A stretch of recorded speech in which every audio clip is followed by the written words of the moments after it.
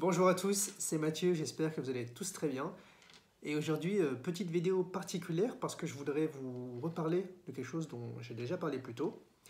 Et c'est notamment de Can't Hurt Me de David Goggins. Donc j'ai déjà fait une vidéo dessus sur cette chaîne qui s'appelle Can't Hurt Me, ce livre a changé ma vie. Et c'est toujours aussi vrai d'ailleurs. Et c'est une de mes vidéos qui marche le mieux. Et en fait, je voulais faire une vidéo justement à cette occasion parce que Can't Hurt Me vient d'être, depuis quelques jours, traduit et édité en français. Donc maintenant, il est disponible à l'achat sur un peu tous les sites comme Amazon et sûrement d'ailleurs en librairie. Et la traduction en français, c'est Il me semble, rien ne peut me blesser. Et je voulais vous parler de ce livre déjà pour deux raisons. La première étant que c'est un livre excellent, que je me réjouis qu'il soit disponible en français pour ceux qui ne parlent pas anglais parce que ça va leur permettre d'accéder à ce contenu qui pour moi est vraiment édifiant et quand je dis encore une fois qu'il a changé ma vie, c'est vraiment que je le pense. Et je ne vais pas revenir du coup sur les détails de ce livre parce que je vous encourage vraiment à le lire, mais une fois que vous l'aurez lu, je vous conseille de revenir sur cette vidéo et je pense que vous serez d'accord avec mon analyse des choses, qui est le deuxième point en fait sur lequel je voulais faire cette vidéo, qui est qu'en fait David Goggins a compris quelque chose que peut-être nous avons compris, mais qu'en tout cas nous ne sommes pas capables de mettre en œuvre. Donc si vous voyez un peu le côté extrême qu'il a dans sa manière de se dépasser, vous saurez de quoi je parle. Et avant toute chose, plus je me suis renseigné sur le personnage, plus je me rendais compte qu'il avait quand même beaucoup de détracteurs. De détracteurs qui disaient, en fait, le fait de s'inscrire au Navy Seals, de faire des ultra-marathons, des ultra-trails, des Ironman, c'était sa manière de fuir les démons qui le hantent depuis qu'il est petit et il n'avait jamais eu l'occasion en fait, de faire la paix avec ça. Et qu'en fait, pour eux, pour ces détracteurs, c'était plutôt une fuite en avant que vraiment de l'héroïsme. Et moi, je pense pas.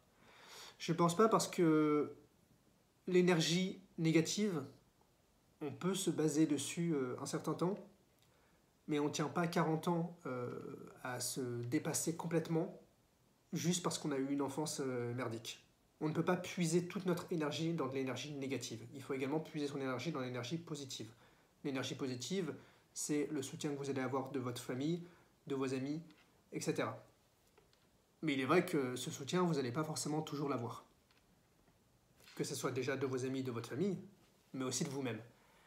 Et c'est là que c'est super intéressant, c'est que pour moi, David Goggins, il a compris que le cerveau humain, que ce soit le nôtre ou celui de notre entourage, c'est la plus formidable machine pour créer des excuses. Combien de fois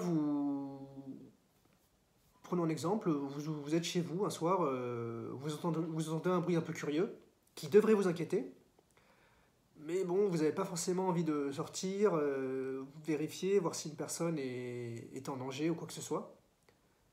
Et votre cerveau va créer au moins 10 excuses qui vont vous donner raison pour ne pas sortir. Quand bien même, vous savez parfaitement au fond de vous-même que vous avez tort.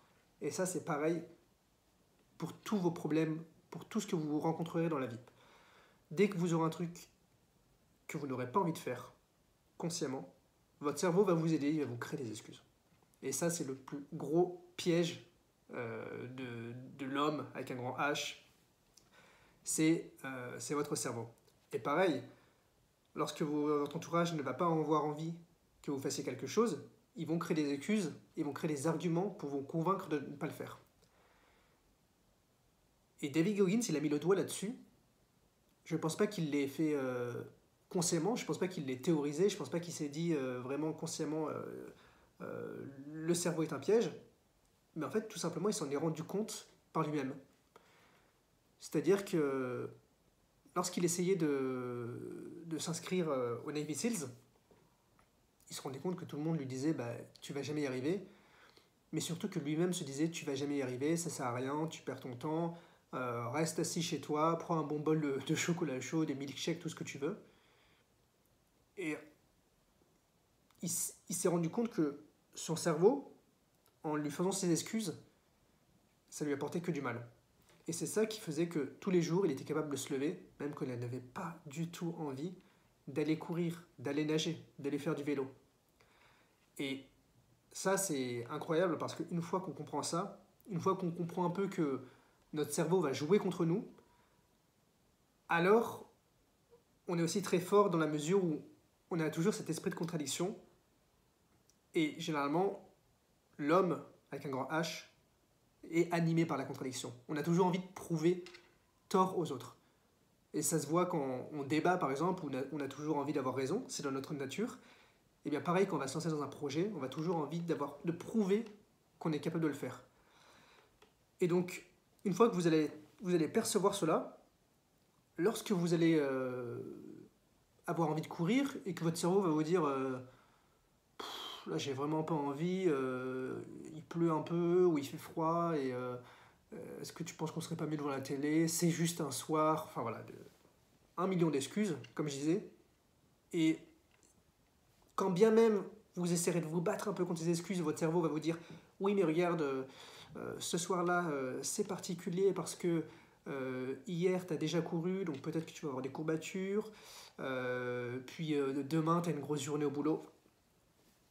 Des excuses, il y en a par milliers, il y en aura toujours par milliers.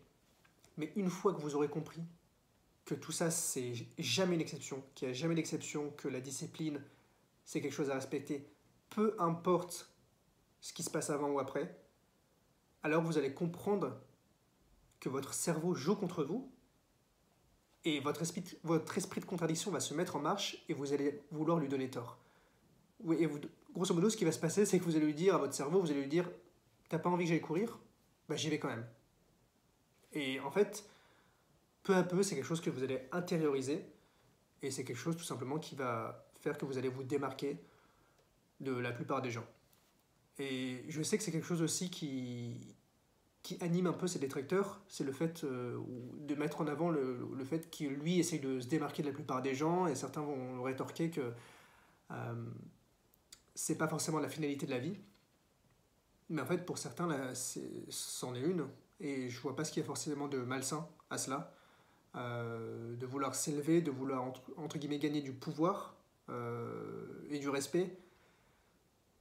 C'est comme ça que ça tient, et c'est comme ça que ça s'obtient, c'est comme ça que ça s'atteint, c'est ce que je voulais dire. Et c'est pas en restant vautré devant la télé à vous faire des excuses que ça va marcher. Donc moi, j'espère de tout mon cœur que déjà, vous avez lu ce livre, et que si vous l'avez lu et que vous l'aviez un peu oublié, que ma vidéo en aura remis une couche. Mais n'oubliez pas que vous êtes capable de faire des grandes choses. Il faut juste ne pas se créer d'excuses, ne pas se laisser emmêler par un tourbillon de pensées, d'énergie négative qui peuvent venir de vous-même, de votre entourage. Et vous verrez ce que vous êtes capable d'accomplir dans la vie. Donc ne lâchez rien et regardez cette vidéo. Lisez ce livre autant de fois qu'il le faut si vous voulez. Mais j'espère que tout cela, ça rentrera dans votre tête. Voilà, j'espère que cette vidéo vous aura plu. Je vous souhaite une bonne journée. C'était Mathieu. Peace.